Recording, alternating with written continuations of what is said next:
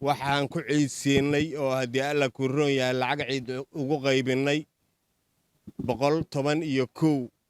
agoontii saxaafadda ah oo haddii alla ku roon macal waalidkooda ay nala joogaan agoontaas hal qoys markii laga reebo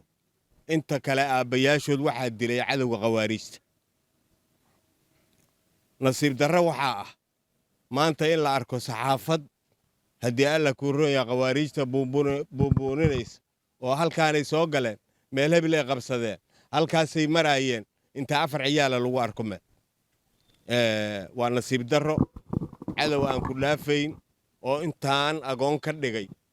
inaad maanta haddii alla ku roon yahay waray rabaan sheegto middaas waa iska wacyigelinaynaa waxaan u mahad celinaynaa madaxtooyada Soomaaliya madaxweynaha tiimka saxaafadda u qaabilsan oo agaasimihii haddii alla ku roon yahay